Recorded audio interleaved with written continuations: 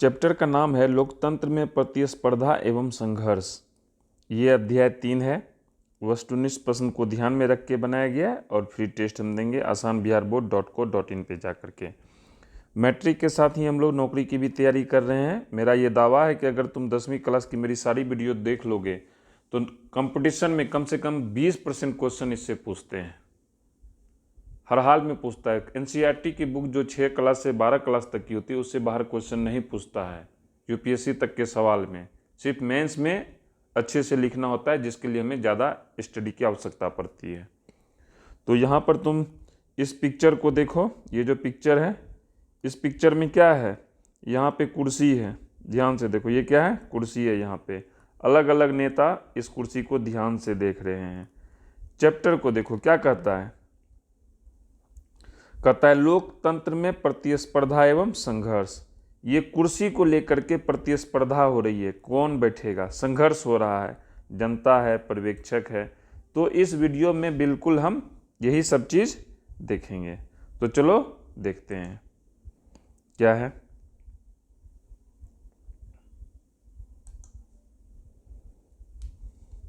Video को pause करो और इसको यहाँ से यहाँ तक तुम उतार लो। 3 स्लाइड में ये बनाया गया है। इससे बहुत ज़्यादा क्वेश्चन पूछा गया है, इसलिए 3 स्लाइड ले लिया गया है। लगभग क्वेश्चन मैंने इसमें कवर कर लिया है, इससे बाहर नहीं पूछेगा। ये है पहला स्लाइड और ये है तुम्हारा दूसरा स्लाइड। यहाँ भी वीडियो को पॉज करो और इसको उतार लो। 2 स्लाइड को उतार लो। सबसे पहला काम ये करो। उसके बाद तुम क्या करोगे? और ये तुम्हारा तीसरा और आखिरी स्लाइड है। यहाँ पे ख़त्म हो जाता है। मैं क्या करूँगा? एक एक लाइन का व्याख्या करूँगा ताकि याद करना आसान हो जाए। ध्यान रहे, हमें हर चीज़ याद होनी चाहिए। रट्टा मारने से पहले हमें समझना है ताकि हमें रट्टा मारने की आवश्यकता ना पड़े। हम 1-2 बार ही पढ़े और हमारा काम खत्म हो जाए। तो आगे बढ़ते हैं, देखते हैं पहला लाइन क्या है। तो देखो क्या कहता है। कहता है लोकतंत्र का विकास प्रतिस्पर्धा और जन संघर्ष के चलते हुआ है, जिसके आधार राजनीतिक संगठन होते हैं। राजनीतिक दलों द्वारा चुनाव में भाग लेकर सरकार का निर्माण किया जाता है। भारत ने 26 जनवरी 1950 को अपना गणतांत्रिक संविधान को अंगीकार किया। इसको हम समझते हैं, पढ़ लिए। पहला चीज़ क्या कहता है? कहता है लोकतंत्र का विकास। हमारे देश में लोकतंत्र है। प्रत्येक साल के बाद, प्रत्येक 5 साल के बाद हम सरकार का चुनाव करते हैं। तो ये जो लोकतंत्र का विकास हुआ है वो प्रतिस्पर्धा से हुआ है और जनसंघर्ष के चलते हुआ है। तो सबसे पहले समझते हैं जनसंघर्ष क्या है। हम अंग्रेज के अधीन थे। जन बोले तो जनता, जनता ने संघर्ष किया और हमें आज़ादी मिली। उसके बाद इस देश में डेमोक्रेसी की स्थापना हुई। दूसरा कहता है प्रतिस्पर्धा।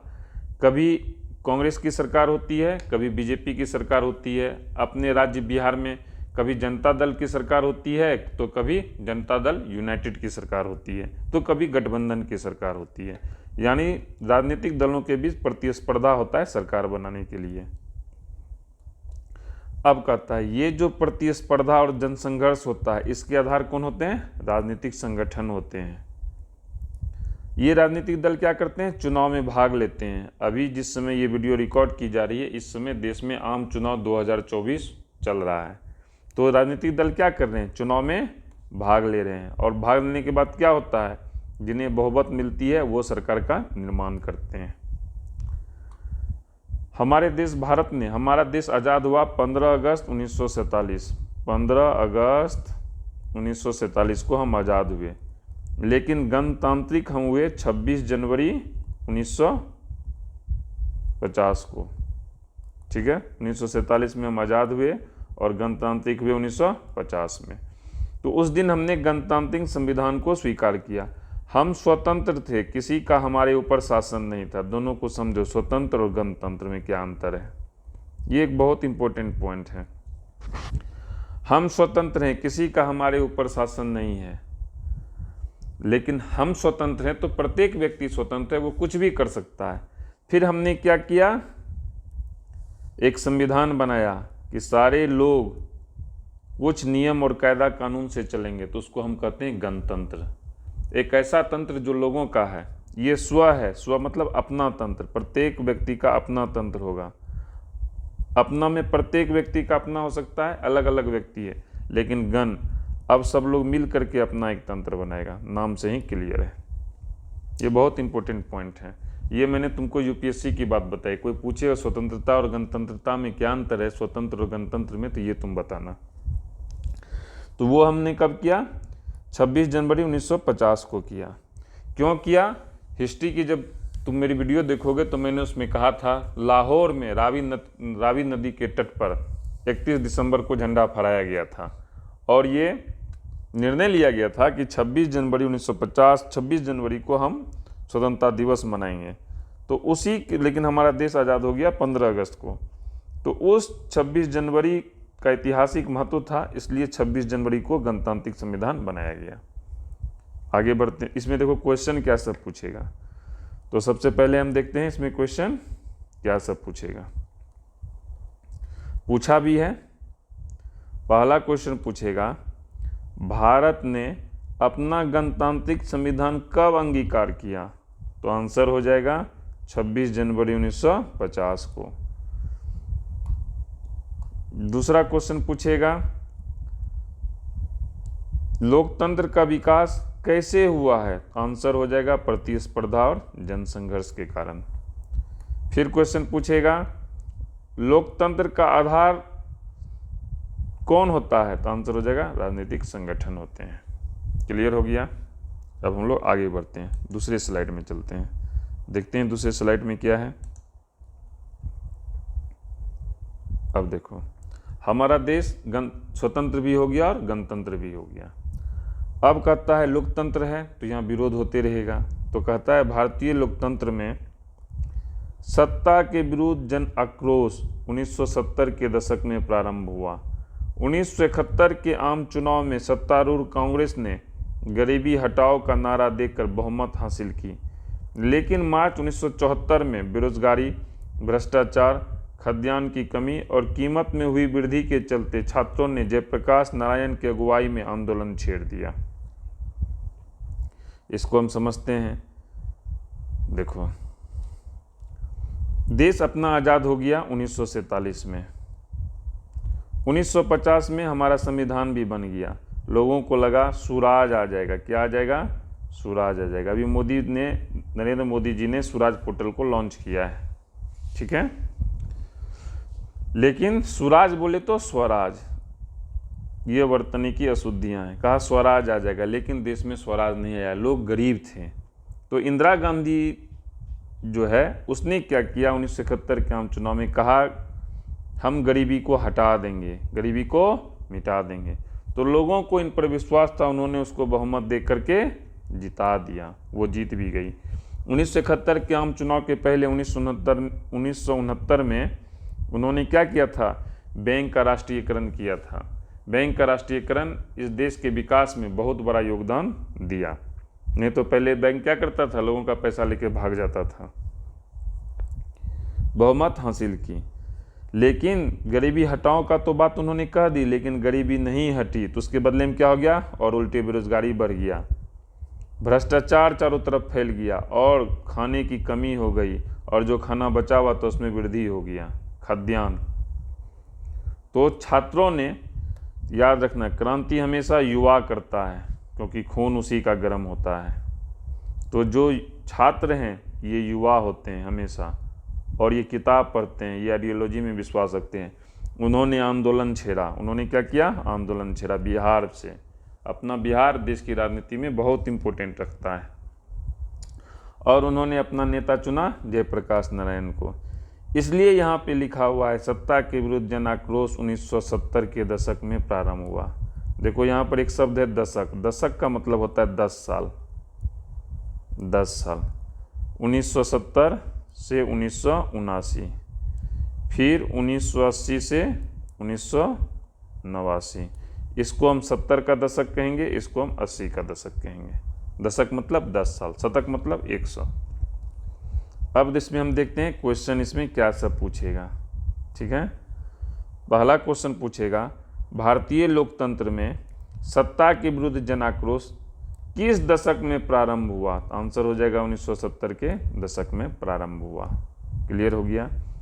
दूसरा क्वेश्चन पूछेगा, इंदिरा गांधी ने 1971 के आम चुनाव में किस चीज़ का नारा देकर बहुमत हासिल की थी? तो आंसर हो जाएगा गरीबी हटाओ। क्लियर हो गया। इसे बाहर नहीं पूछेगा। अब आगे चलते हैं। कहता है, छात्रों ने किसकी अगुवाई में आंदोलन छेड़ दिया? तो आंसर हो जाएगा जयप्रकाश नारायण की अगुवाई में। फिर क्वेश्चन पूछेगा, जयप्रकाश नारायण की अगुवाई में छात्रों ने आंदोलन छेड़ दिया कब? तो आंसर हो जाएगा मार्च 1974 में। क्लियर हो गया। अब आगे बढ़ते हैं, देखते हैं क्या है। जयप्रकाश नारायण ने संपूर्ण क्रांति का आह्वान किया तथा 1975 में दिल्ली में आयोजित संसद मार्च का नेतृत्व किया। 12 जून 1975 को इलाहाबाद उच्च न्यायालय ने श्रीमती इंदिरा गांधी के निर्वाचन को अवैधानिक करार दिया। इंदिरा गांधी ने 25 जून 1975 को आपातकाल की घोषणा कर लगभग सभी राजनीतिक दलों के नेताओं को जेल में डाल दिया। 1977 के आम चुनाव में विपक्षी दलों द्वारा गठित जनता पार्टी ने 543 सीटों में से 330 सीटों पर विजय प्राप्त की तथा मोरारजी देसाई प्रधानमंत्री बने। इसको अब हम व्याख्या करते हैं, देखते हैं। ठीक है, क्या हुआ? जयप्रकाश नारायण ने क्या किया? संपूर्ण क्रांति का आह्वान कर दिया छात्रों के को लेकर के। और जब इन्होंने संपूर्ण क्रांति का आह्वान किया तो इन्होंने कहा हमें दिल्ली चलना होगा। मार्च 1974 में आंदोलन शुरू हुआ था और इन्होंने समय रखा 1975 में, कहा दिल्ली में हम क्या करेंगे? संसद तक मार्च करेंगे ताकि वहाँ सोई भी सरकार जग जाए। अब देखो इसी समय क्या होता है वहाँ, और वो लोग संसद का घेराव भी करते हैं। इसी बीच 12 जून 1975 को इलाहाबाद उच्च न्यायालय ने कहा इंदिरा गांधी का निर्वाचन अवैध है, यानी वो सांसद नहीं रह सकती है। तो देश में संवैधानिक संकट खड़ा हो गया और इंदिरा गांधी अपना पद छोड़ने के लिए तैयार नहीं थी। वो तानाशाह हो चुकी थी, वो अपने आप को मालिक मानने लगी थी, जो इस लोकतंत्र में संभव नहीं है। लोकतंत्र में जनता ही मालिक होती है। कौन मालिक होती है? जनता मालिक होती है। उन्होंने 25 जून को 1975 को आपातकाल की घोषणा कर सभी राजनीतिक दल के नेताओं को जेल में डाल दिया। कोई बाहर रहेगा ही नहीं, तो मेरा विरोध करेगा कौन? ठीक है, जनता त्रस्त आ गई थी, क्योंकि लोकतंत्र है, मालिक यहाँ जनता है। उसने अपने प्रतिनिधि को चुना है 5 साल के लिए, केवल 5 साल के लिए। तो फिर 1977 का आम चुनाव होता है। जितने भी विपक्षी दल थे उन्होंने एक पार्टी का गठन किया जिसका नाम रखा जनता पार्टी। इसने क्या किया? 543 सीट में से 330 सीट पर ये विजयी हुए थे और मोरारजी देसाई के नेतृत्व में इनकी सरकार बनती है और मोरारजी देसाई क्या थे? प्रधानमंत्री बने। तो देखते हैं इसमें क्वेश्चन क्या सब पूछता है।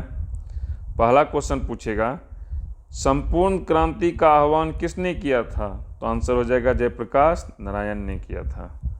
दूसरा क्वेश्चन पूछेगा जयप्रकाश नारायण ने संसद मार्च का नेतृत्व कब किया था? तो आंसर हो जाएगा 1975 में दिल्ली में। क्लियर हो गया। उसके बाद क्वेश्चन कहेगा इलाहाबाद उच्च न्यायालय ने श्रीमती इंदिरा गांधी के निर्वाचन को अवैधानिक करार दिया था किस दिन? तो आंसर हो जाएगा 12 जून 1975। फिर क्वेश्चन पूछेगा इंदिरा गांधी द्वारा आपातकाल की घोषणा कब की गई? आंसर हो जाएगा 25 जून 1975 को। फिर क्वेश्चन पूछेगा 1977 के आम चुनाव में विपक्षी दलों द्वारा कितनी सीटों पर विजय प्राप्त की गई थी? तो आंसर हो जाएगा 330 सीटों पर। फिर क्वेश्चन पूछेगा 1977 के आम चुनाव के बाद कौन व्यक्ति प्रधानमंत्री बने थे? तो आंसर हो जाएगा मोरारजी देसाई प्रधानमंत्री बने थे। क्लियर हो गया। अब हम लोग आगे बढ़ते हैं, अगली स्लाइड में प्रवेश करते हैं, देखते हैं क्या है। कहता है लोकतांत्रिक राजनीति में विभिन्न राजनीतिक दल और समूह क्षेत्रीय पहचान आकांक्षा द्वारा सरकार पर दबाव डालते हैं जैसे 1970 के दशक में हुआ उत्तराखंड में चिपकू आंदोलन, लोग चिपक जाते थे पेड़ों से। प्रवर्तक कौन थे? सुंदरलाल बहुगुणा। गांव वालों को अंगूर के पेड़ काटने की अनुमति नहीं देकर जंगल की कटाई का ठेका बाहरी व्यक्ति को दिया गया। ठेकेदार गांव में पुरुषों को शराब की आपूर्ति किया करते थे। फलतः, यहाँ फलतः होगा, ठीक है, महिलाएं, पुरुष और सभी लोगों द्वारा आंदोलन किया गया। इस आंदोलन में भूस्थानीय भूमिहीन वन कर्मचारियों के लिए न्यूनतम मजदूरी की गारंटी की भी मांग की गई। समझते हैं, हम अभी थोड़ी देर पहले पढ़े थे कि 1970 में ही सत्ता के विरुद्ध जन आक्रोश शुरू हुआ अपने यहाँ। इसके पहले सत्ता के विरुद्ध नहीं हुआ था अपने लोकतंत्र में। तो देखो, कहता है विभिन्न राजनीतिक दल, कहाँ पे? तो लोकतांत्रिक राजनीति में क्या करते हैं? क्षेत्रीय पहचान और आकांक्षा द्वारा सरकार पर दबाव डालते हैं। अब जैसे देखो, जनता दल यूनाइटेड की सरकार है बिहार में, ये क्षेत्रीय पहचान की सरकार है। ये हमेशा कहता है बिहार को स्पेशल पैकेज दो, तो हमारा देश, हमारा राज्य पिछड़ा हुआ है, हमको आर्थिक सहायता की आवश्यकता है। तो ये क्या करता है? सरकार पर दबाव डालता है। इसको अगर और बड़े स्तर पे देखा जाए तो कहता है उत्तराखंड एक राज्य है। पहले ये किस में था? उत्तर प्रदेश में था। कहाँ था? उत्तर प्रदेश में था। उस समय क्या हुआ? 1970 में लोगों ने कहा कि हमें अंगूर के पेड़ काटने की अनुमति दी जाए। सरकार इसको अनुमति नहीं दिया, इसको पेड़ काटने का अनुमति नहीं दिया। ध्यान रहिए, 1-2 पेड़ काटना चाहता होगा प्रत्येक व्यक्ति, इसको नहीं दिया। लेकिन पूरा जंगल के कटाई का ठेका किसको दे दिया? बाहरी व्यक्ति को, पैसे लेकर के। बड़ी बड़ी कंपनियां हमेशा पैसा खिला दिया करती है। तो क्या हुआ? अब जो ये बाहरी आदमी आया, उसने क्या किया? पुरुषों को शराब देने लगा ताकि उसका दिमाग काम नहीं करे।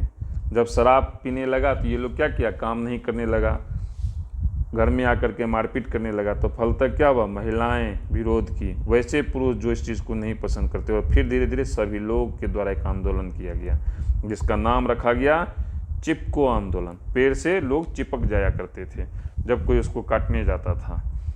पूरे देश में विरोध प्रदर्शन शुरू हो गया।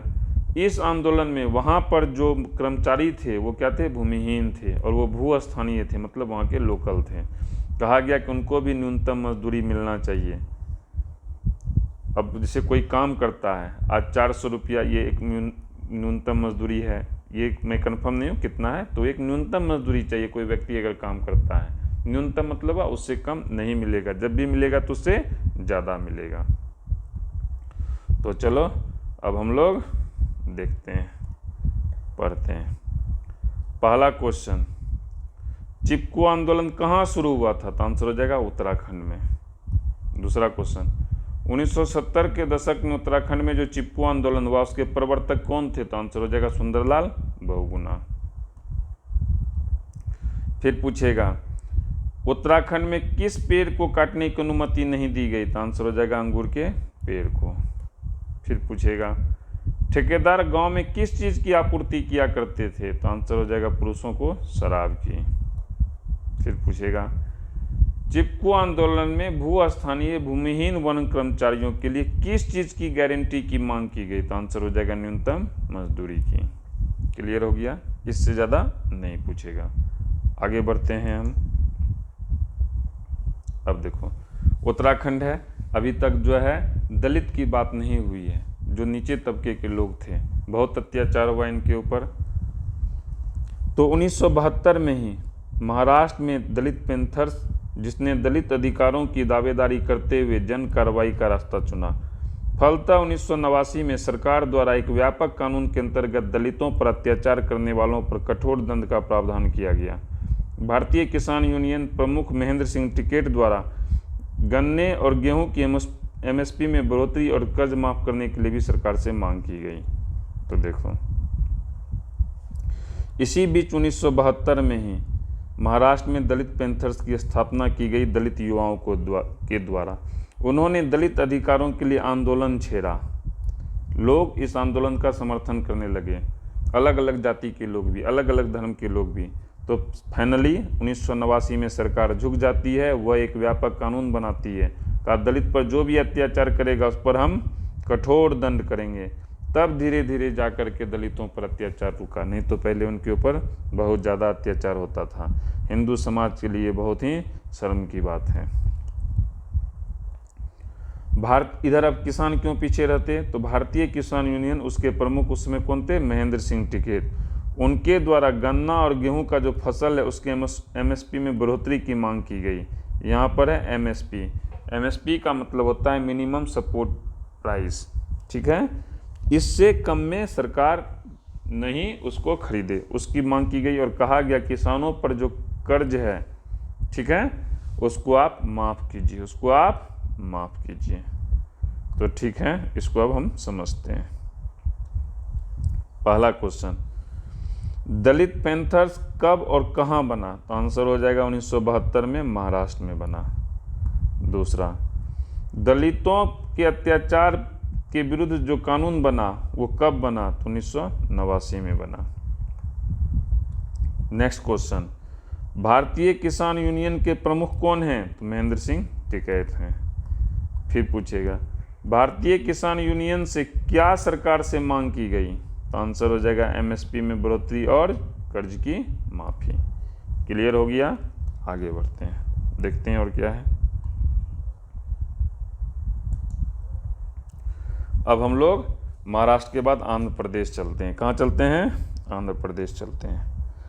कहता है 1992 में आंध्र प्रदेश के नेल्लोर जिले की महिलाओं द्वारा तारी विरोधी आंदोलन चलाया गया। संविधान के 73वें और 74वें संशोधन अधिनियम द्वारा स्थानीय राजनीतिक निकायों में उन्हें प्रतिनिधित्व प्राप्त हुआ। नर्मदा घाटी विकास परियोजना गुजरात, महाराष्ट्र, मध्य प्रदेश का विभिन्न स्वयंसेवी संगठन द्वारा विरोध किया गया तथा नर्मदा बचाओ आंदोलन नेता मेधा पाटकर की शुरुआत की गई। ठीक है, इसको समझते हैं क्या है। तो देखो, अब हम लोग कहाँ आ गए, आंध्र प्रदेश आ गए। आंध्र प्रदेश में एक जिला है, उसका नाम है नेल्लोर और साल है 1992 में हम लोग प्रवेश कर गए। वहाँ पर तारी विरोधी आंदोलन चलाया गया। लोग तारी पी करके मस्त रहते थे, है ना, गाना भी है तारी वाली तारी पिलाओ, है ना, तो तारी पी करके मस्त रहते थे। तो आंदोलन चलाया गया, पूरे देश विदेश में इस आंदोलन की खबर पहुंची और फाइनली महिलाओं की जीत हुई। संविधान में 73वां और 74वां संशोधन किया गया महिलाओं के लिए और स्थानीय राजनीतिक निकायों में उन्हें प्रतिनिधित्व भी प्राप्त होता है। इसी बीच नर्मदा घाटी विकास परियोजना, नेहरू जी इसके लिए विजन किए थे। तो ये जो घाटी विकास परियोजना है, नर्मदा नदी अमरकंटक से निकलती है। क्वेश्चन पूछता है, यूपीएससी सब में भी पूछता है, एसएससी में भी पूछता है, सब में पूछता है, बैंक में भी पूछता है, रेलवे में भी पूछता है कि नर्मदा नदी कहाँ से निकलती, तो आंसर होता है मध्य प्रदेश के अमरकंटक से निकलती है। और ये नदी और रावी नदी, रावी नदी, हाँ, नर्मदा और रावी, यही दो नदी है जो अरब सागर में गिरती है, बाकी सब बंगाल की खाड़ी में गिरती है। तो ये जो बहती है, तो इसका जो बेसिन है, जब हम बेसिन की बात करते हैं तो उसका जो फैलाव होता है वो गुजरात में भी है, महाराष्ट्र में भी। इस पर बांध बनाने की बात थी, तो इसका विरोध किया गया स्वयंसेवी संगठन द्वारा, क्योंकि उसमें बहुत सारे गांव जल उसमें डूब जाते और उसके लिए सरकार ने कोई योजना नहीं बनाई थी। और नर्मदा बचाओ आंदोलन का भी शुरुआत किया गया मेधा पाटकर के द्वारा। फाइनली सरकार झुकी, जितने लोगों की ज़मीन डूब रही थी, जो गांव डूब रहे थे, उन लोगों को दूसरी जगह बसाया गया। तो क्वेश्चन देखते हैं। पहला क्वेश्चन पूछेगा नर्मदा घाटी विकास परियोजना किन राज्यों से संबंधित है, तो आंसर हो जाएगा गुजरात, महाराष्ट्र और मध्य प्रदेश। दूसरा क्वेश्चन पूछेगा नर्मदा बचाओ आंदोलन से कौन जुड़ी हुई है, तो आंसर हो जाएगा मेघा पाटकर। फिर क्वेश्चन पूछेगा किस अधिनियम द्वारा महिलाओं को स्थानीय राजनीतिक निकायों में प्रतिनिधित्व प्राप्त हुआ, तो आंसर हो जाएगा 73वां और 74वां। फिर क्वेश्चन पूछेगा तारी विरोधी आंदोलन कहाँ चलाया गया, तो आंसर हो जाएगा आंध्र प्रदेश के नेल्लोर जिले में। कब, तो 1992 में। क्लियर हो गया, इससे बाहर नहीं पूछेगा। आगे बढ़ते हैं। अब देखो, उसी समय 1990 का ही दशक है, जगह है राजस्थान का भीम तहसील, ठीक है। वहाँ पर लोग काम करते थे और उनको जो मजदूरी दी जाती थी कम दी जाती थी, तो उनको ऐसा लगा कि इनके साथ धोखाधड़ी की जा रही है। तो उसने कहा कि हमें ये अधिकार बताइए कि हमें कितनी मजदूरी मिलेगी। तो उन्होंने सूचना के अधिकार की बात की, उनको अधिकार चाहिए सूचना का, ठीक। और उनकी ये मेहनत रंग लाई। लगभग 14 साल बाद 2014 में सूचना के अधिकार संबंधी विधेयक संसद में पेश किया गया, जो जून 2005 में राष्ट्रपति की स्वीकृति मिलने के बाद अधिनियम बना। तो क्वेश्चन पूछेगा, सूचना के अधिकार की बात सर्वप्रथम कहाँ की गई? तो 1990 में ही राजस्थान के भीम तहसील में।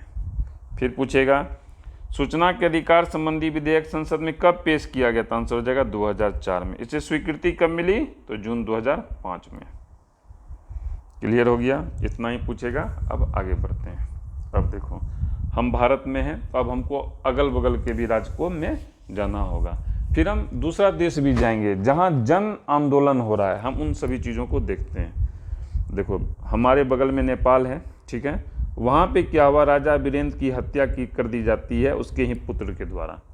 सिर्फ राजा वीरेंद्र का, उसके पुत्र को बहुत सारी थ्योरी कहा जाता है, वो किसी लड़की से प्रेम करता था, परिवार के लोग नहीं थे सपोर्ट में, तो उसने फाइनली सबको मार दिया, कोई बचा ही नहीं, राजा रानी भाई वो सब, फिर खुद को गोली मार दिया। तो उसके बाद उनका चचेरा भाई राजा ज्ञानेंद्र सत्ता पे आसीन हुआ। उसने क्या किया, 2005 में जो निर्वाचित सरकार थी उसको भंग कर दिया। बहुत विरोध हुआ उस समय, हम लोग भी वहाँ गए थे, ठीक है। फिर राजनीतिक दलों ने क्या किया, सप्तदलीय गठबंधन बनाया और आंदोलन किया, संसद बहाल हुई और राजतंत्र समाप्त हो गया। ये तो नेपाल की बात हो गई। लैटिन अमेरिका में एक देश है बोलीविया। अगर महादेश की बात करें तो ये दक्षिण अमेरिका में है। वहाँ निजी कंपनी पहुँचती हुआ पानी का अभाव था, तो विश्व बैंक के दबाव में क्या किया गया, पानी के मूल्य में 4 गुना वृद्धि कर दी गई। अभी 20 रुपया बोतल मिलता है ना पानी का, कल्पना करो 80 रुपया का एक मिलने लगे, तो लोग पिएगा? नहीं पिएगा। आंदोलन हुआ, क्या हुआ, आंदोलन हुआ और निजी कंपनियों को भागना पड़ गया, सारी कंपनियां भाग गई। ये सबसे क्या पता चलता है, अगर लोग सशक्त होकर कोई बात का विरोध करेंगे तो चाहे अडानी हो या अंबानी हो, वो कंपनी को खरीद नहीं पाएगा, उसको भागना पड़ेगा, ठीक है। क्योंकि वो जो कोई चीज़ स्टेबल करता है उसके लिए लोगों ने आज़ादी की है। वो अभी अगर रेलवे का कहीं फैक्ट्री, रेलवे का अगर पटरी है तो उसके लिए कई लोगों ने अपनी ज़मीनें दान में दी है, उसको किसी निजी कंपनी को कैसे दिया जा सकता है। अब आते हैं श्रीलंका। 1948 में श्रीलंका आज़ाद हुआ तमिल से, ठीक है। यहाँ तमिल लोगों के साथ क्या किया गया, भेदभाव किया गया और यही क्या बना, संघर्ष का कारण बना। लिट्टे प्रभाकरन उसका लीडर था, आत्मघाती बहुत सारा हमला हुआ, राजीव गांधी की भी हत्या होती है। तो इस सब चीज़ों से क्या पता चलता है, इस सभी चीज़ों से यही पता चलता है हमें लोगों को सताना नहीं चाहिए। अगर हम लोगों को सताएंगे तो फिर हम खुद मुसीबत में फंस जाएंगे। दूसरा चीज़ हमें यह भी पता चलता है, अगर कोई हमें सताता है तो हमें मिलजुल करके विरोध करना चाहिए। तो क्वेश्चन, राजा ज्ञानेंद्र ने नेपाल में निर्वाचित सरकार को कब भंग कर दिया? तो आंसर हो जाएगा 2005 में। दूसरा क्वेश्चन पूछेगा, किस देश में सप्तदलीय गठबंधन बनाया गया? तो आंसर हो जाएगा नेपाल। यहाँ पे मैंने नेपाल नहीं लिखा है, लेकिन मान के चलो नेपाल। फिर पूछेगा, बोलीविया किस महादेश में है? ये लैटिन अमेरिका, लेकिन महादेश है इसका दक्षिण अमेरिका, ध्यान रखना। फिर क्वेश्चन पूछेगा, बोलीविया में पानी के मूल्य में कितना गुना वृद्धि कर दी गई? तो आंसर हो जाएगा 4 गुना। फिर पूछेगा, श्रीलंका कब आज़ाद हुआ? तो आंसर हो जाएगा 1948 में। इससे इतना ही पूछेगा। क्लियर हो गया? अब हम लोग आगे बढ़ते हैं, ठीक है। देखते हैं क्या है। अब देखो, ये तब तो समझे, घटना के बारे में समझे, लेकिन जो भी घटनाएं हो रही है उसके केंद्र बिंदु में राजनीतिक दल हैं। तो अब समझते हैं राजनीतिक दल क्या है। तो देखो, राजनीतिक दलों से आशय वैसे व्यक्तियों के समूह से है जिसका उद्देश्य सत्ता प्राप्त करना या सत्ता को प्रभावित करना होता है। विश्व में सर्वप्रथम राजनीतिक दलों की उत्पत्ति ब्रिटेन में हुई। भारत में दलीय व्यवस्था की शुरुआत 1885 में भारतीय राष्ट्रीय कांग्रेस की स्थापना से हुई। समझते हैं, सारे परिवर्तन में राजनीतिक दल हैं। तो आखिर ये राजनीतिक दल है क्या? तो कहता है राजनीतिक दल से मतलब व्यक्तियों के समूह से है। तो व्यक्ति का समूह तो कुछ भी हो सकता है। 10 लोग भी क्लासरूम में 10 छात्र पढ़ रहे हैं तो वो भी व्यक्ति का समूह है। तो कहता है दोनों में अंतर यही है कि राजनीतिक दल का उद्देश्य सत्ता प्राप्त करना या सत्ता को प्रभावित करना होता है। अब तो समझ गए। अब कहता है ये जो राजनीतिक दल आया, ये आया भैया कहाँ से? तो तो ये आया ब्रिटेन से और सर्वप्रथम यहीं पे इसकी स्थापना हुई। तो भारत में कैसे आया? तो भारत जिस समय गुलाम था उस समय 1885 में भारतीय राष्ट्रीय कांग्रेस की स्थापना हुई। देखो 1884 में एओ द्वारा स्थापना की जाती है, जिसको सुरेंद्र नाथ बनर्जी की अध्यक्षता में नाम बदल करके 1885 में भारतीय राष्ट्रीय कांग्रेस किया जाता है। हिस्ट्री में मैंने पढ़ाया है, 10वीं क्लास की वीडियो है, उसमें तुम जाकर के इसको देखना। तो अब देखते हैं क्वेश्चन क्या सब है। पहला क्वेश्चन पूछेगा राजनीतिक दलों की उत्पत्ति सर्वप्रथम कहाँ हुई? तो आंसर हो जाएगा ब्रिटेन में हुई। दूसरा क्वेश्चन पूछेगा भारतीय राष्ट्रीय कांग्रेस की स्थापना कब हुई? तो आंसर हो जाएगा 1885 में हुई। फिर क्वेश्चन पूछेगा राजनीतिक दलों से आशय किनसे है? तो आंसर हो जाएगा व्यक्तियों के समूह से है। फिर क्वेश्चन पूछेगा राजनीतिक दल का उद्देश्य क्या है? तो आंसर हो जाएगा सत्ता प्राप्त करना या सत्ता को प्रभावित करना। क्लियर हो गया? अब हम लोग आगे बढ़ते हैं।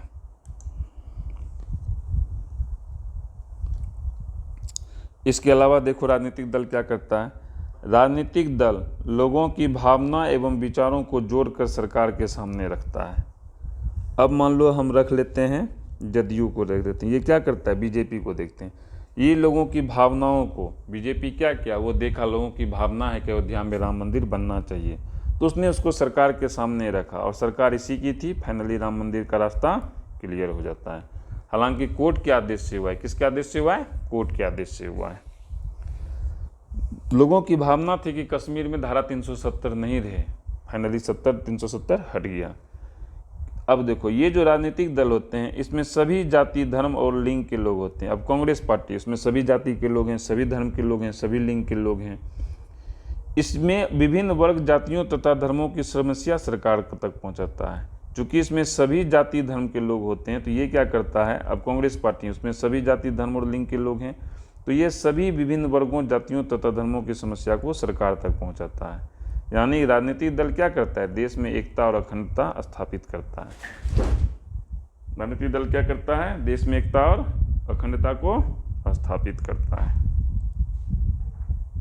क्लियर हो गया? अब आगे बढ़ते हैं। अब इसमें हम देखते हैं क्वेश्चन क्या सब पूछता है। क्वेश्चन पूछेगा राजनीतिक दल किसको सरकार के सामने रखता है? तो आंसर हो जाएगा लोगों की भावना और विचारों को। फिर पूछेगा राजनीतिक दल देश में क्या चीज करने का साधन है? तो आंसर हो जाएगा एकता और अखंडता स्थापित करने का साधन है, ये पूछेगा। ठीक है, आगे बढ़ते हैं। अब देखते हैं क्या है। राजनीतिक दलों के कार्य हैं नीतियां एवं कार्यक्रम तय करना, शासन का संचालन, चुनाव का संचालन, लोकमत का निर्माण, सरकार और जनता के बीच मध्यस्थ का कार्य, राजनीतिक प्रशिक्षण, गैर राजनीतिक कार्य जैसे बाढ़ और सुखाव में लोगों की मदद करना। तो इसी तरह क्वेश्चन पूछेगा, 4 ऑप्शन दे देगा और कहेगा इसमें राजनीतिक दलों के कार्य कौन नहीं है, तो जो इसमें नहीं रहेगा उसको टिक मार देना है। ये सब यहाँ से यहाँ तक याद कर लो। आगे बढ़ते हैं। अब देखते हैं क्या है। विश्व में दलीय व्यवस्था के 3 रूप हैं, एक दलीय चीन, द्विदलीय अमेरिका और बहुदलीय भारत। दलीय व्यवस्था जो है, जो राजनीतिक दल और उसके कारण जो शासन व्यवस्था बनती है, उसका 3 रूप है। एक है चीन जिसमें एक ही दल है, उसी दल का विभिन्न प्रत्याशी होगा, यानी इलेक्शन हो रहा है उसमें सिर्फ कम्युनिस्ट पार्टी का ही कैंडिडेट रहेगा, उसी 5 गो में से कोई एक चुनना है। द्विदलीय अमेरिका में 2 ही दल है, दोनों में से किसी एक को चुनना है। और भारत में बहुदलीय कई लोग हैं, जिनको चुनना है उसको चुनिए, पूरी आज़ादी है। तो क्वेश्चन पूछेगा विश्व में दलीय व्यवस्था के कितने रूप हैं? तो आंसर हो जाएगा 3 रूप हैं। फिर पूछेगा भारत में कैसी व्यवस्था है? तो आंसर हो जाएगा बहुदलीय व्यवस्था है। क्लियर हो गया? आगे बढ़ते हैं।